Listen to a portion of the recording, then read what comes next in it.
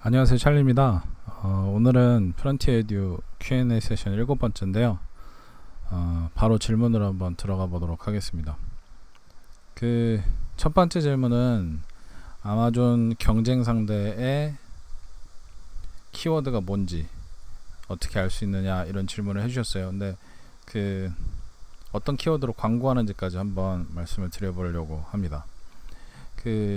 아마존은 제가 항상 말씀을 드리지만 그냥 단순하게 오픈마켓에서, 그러니까 우리나라 오픈마켓 같은 경우는 뭐 파워셀러라 그러나, 광고 영역이 이렇게 웹사이트가 있으면 여기에 검색을 하고, 여기 전체가 광고잖아요. 일단 첫 번째 페이지가 다 광고잖아요.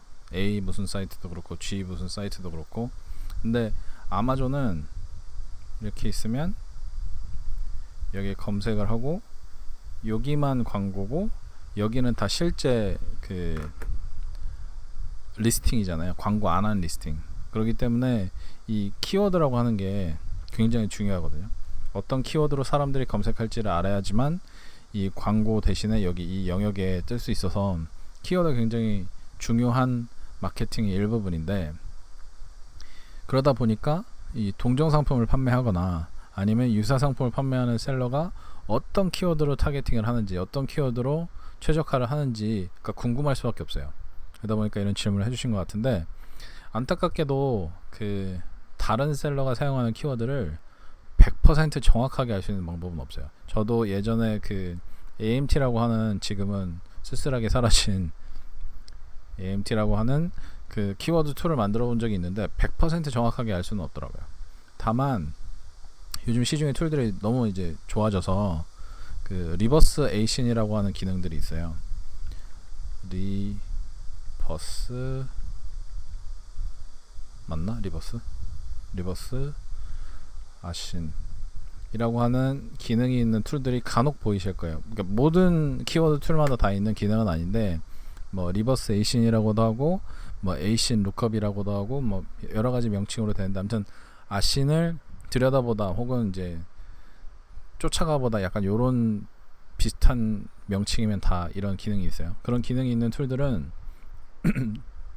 제가 원하는 상품에 아신 코드를 집어넣으면 굉장히 높은 신뢰도로 키워드를 추정을 해주거든요. 거의 한 90%는 맞는 것 같아요. 예전에 제가 처음 시작했을 때는 이 리버스 에이신 이 툴이 뭐 30% 40%도 맞질 않았었거든요. 근데 이제는 한 90% 정도는 맞히는 것 같아요. 그래서 이런 서비스가 있는 툴을 사용을 하시면 굉장히 높은 수준으로 이제 쟤는 아마 이런 키워드를 쓸 거다라고 추정을 할 수가 있고, 또 하나는 그 셀러도 분명히 이 툴을 쓸 거거든요. 이런 툴이 이렇게 제가 아는 건 한 서너 개 되는데 더 많을 수도 있죠. 그러니까 유명한 툴을 대부분 쓸 거기 때문에 키워드가 비슷비슷할 거예요. 그래서 툴을 사용하는 게 가장 쉽게 상대방의 키워드를 찾을 수가 있고요. 이런 툴 중에서 한두 개 정도는 어떤 키워드로 광고하는지까지 찾아줘요. 이게 계속해서 구글이 온라인 세계, 가상 세계를 계속 크롤링 하듯이 이 서비스들은 아마존 페이지를 계속해서 크롤링 해가지고 자기들이 이 리버스 에이신을 하거나 사람들 키워드를 볼 때 거기에 어떤 광고 상품이 있는지를 기록을 해뒀다가 그 데이터베이스를 만들어가지고 이 상품은 이런 키워드에 광고도 했었다라고 알려주는 거거든요. 그러니까 좀 사람들이 많이 사용하는 키워드 툴일수록 이 어떤 키워드로 광고하는지까지 정확하게 제공을 해줄 수가 있습니다. 그리고 좀 신뢰도는 낮지만 약간 노가다식으로 할 수 있는 방법은, 상대방이 리스팅의 제목 있잖아요.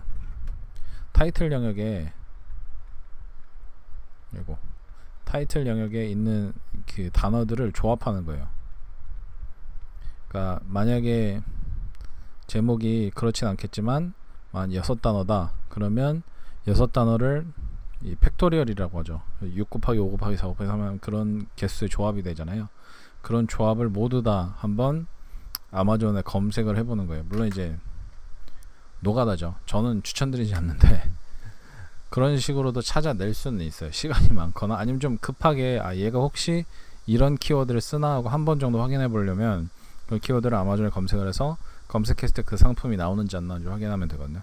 그래서 시간도 훨씬 오래 걸리고 정확도도 솔직히 그렇게 높진 않아요. 오히려 이런 툴을 사용하는 게 훨씬 더 정확도 높고 빠릅니다. 요즘은 개발이 그 정도까지 돼가지고 어느 정도 신뢰할 수 있다는 생각이 들어요. 그래서 온라인상에서 아마존 키워드 툴을 찾으셔가지고 이 리버스 에이신 혹은 그 에이신 룩업 기능이 있는지 한번 확인하신 다음에, 요즘 대부분 툴들이 다 뭐 한 일주일 정도 무료 사용 혹은 2주 정도 무료 사용 그런 서비스를 제공을 하거든요.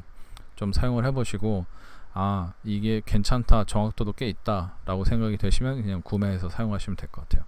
그래서 첫 번째 질문은 경쟁 상대, 경쟁 셀러의 키워드가 뭔지 찾아보는 방법이었습니다. 두 번째 질문은 좀 긴데 핵심은 DDP로 재고를 이제 아마존을 보낼 건데, 쉬핑 코스트를 보려면 쉬핑 플랜을 짜야 되는데, 근데 임시로 해놓고 주소를 보내서 해야 되냐, 뭐 이런 식으로 질문을 하셨어요. 근데 이 임시로 하시는 것보다 그냥 바로 쉬핑 플랜을 만드시는 게 좋거든요. 특히나 DDP로 하시기 때문에 그 어차피 바로 갈 거잖아요. 그러다 보니까 쉬핑 플랜을 작성하시는 게 훨씬 더 좋은데, 그 여기선 DDP로 문의하셨지만 그래도 저 시나리오가 두 가지가 있잖아요. 그 아마존으로, 그러니까 FBA 창고로 바로 가는 거랑 프랩 센터로 가는 거랑 이 두 가지가 있거든요. 프랩 센터로 가는 거는 굉장히 쉬워요. 그냥 프랩 센터한테 물어봐서 내 지금 재고를 뭐 3,000개, 4,000개를 보낼 건데 니네 지금 핸들 해줄 수 있냐? 그럼 걔네가 오케이 하면 그 주소를 그냥 보내면 되고요. 그러니까 이건 쉬우니까 빼고, 만약에 FBA를 해서 FBA 창고로 바로 보내신다라고 하면 몇 가지 이제 고민하셔야 되는 부분이 있죠. FBA 창고로 보낼 때 이제 창고 한 곳으로 보내는 게 아니잖아요. 3곳, 4곳, 뭐 이렇게 3,4천 개면 6곳으로까지 보낼 수가 있는데, 그렇게 될 경우에 이 제조사에서 정확하게 그만큼 쪼개서 박스에 따로 넣어서 보내줄 것인가, 아니면 뭐 3,000개가 각각 300개씩 들어있어 10개 박스가 있는데 아마존에서는 10개로 나누니까 10개로 나눴으니까 300개씩 해서 뭐 예를 들어서 1,000개 보내고 싶은데 아마존에서는 1,002개, 뭐 998개, 그다음에 1,000개 이렇게 나누라고 하면 두 개가 애매하잖아요. 그럴 경우에는 이제 두 개를 뭐 따로 넣어줄 건가, 뭐 이런 게 좀 필요하죠. 근데 아무튼 그렇게까지 세세하게 할 필요는 없는데, 아무튼 최소한 제조사가 이 박스가 몇 개인지, 박스의 개수와, 그죠? 그다음에 부피, 가로 세로, 그다음에 높이가 얼마인지, 그다음에 그 상품 수, 각각 그 박스 안에 들어가 있는 상품 개수가 몇 개인지 등을 받아야 쉬핑 플랜을 짤 수 있잖아요. 그걸 일단 받으셔서 쉬핑 플랜을 짜시고, 그다음에 거기에 주소가 나오니까 그 주소를 알려주면서 그 아마존 송장, 그 아마존 입고할 때 처리하는 그 쉬핑 플랜 자체 있잖아요. 그거를 박스 위에다 붙이시는 게 낫죠. 그런 식으로 하면 되고, 제가 이 DDP로 하신다는 분들 질문하실 때마다 항상 드리는 말씀이 있는데, DDP는 보내는 사람이 알아서 통관까지 해결해 준다는 게 맞아요. 그래서 이제 그냥 일반적인 DDP라고 생각을 하고 그냥 보내라고 하시는데, 제 주변에서 다 그런 건 아닌데 한 70%의 아마존 셀러 중에서 그 알리바바에서 DDP를 요청한 사람들이 통관에서 지나가지 못하고 바로 반품돼서 중국으로 돌아가는 경우가 꽤 있거든요. 그 이유가 그 DDP 통관할 때 그 수입, 그러니까 최종 목적지가 아마존으로 적혀 있기 때문에, 아마존의 그 쉬핑 플랜에 보면 아마존 고객센터 전화번호가 들어가 있어요. 우리는 그게 입고시키는 곳 전화번호로 잘못 알고 있는데 그 고객센터 전화번호거든요. 그러면 세관에서는 고객센터로 전화를 하면 너 이거 주문했냐, 맞냐, 네 거냐 그러면 아니라고 하겠죠. 그러다 보니까 이게 다시 그 반품되는 경우가 간혹 있어요. 그 아마존 텀즈 오브 서비스에 보면, 그 아마존 정책 사항에 보면 아마존은 수입업자 역할을 하지 않는다라고 명시를 해놓고 있거든요. 그래서 걔네들이 자기네 게 아니라고 얘기를 해버리는 거예요. 특히나 이제 FBA로 판매하는 것 자체도 사실은 컨사이먼트 세일이기 때문에 자기네 재고가 아닌 건 맞아요.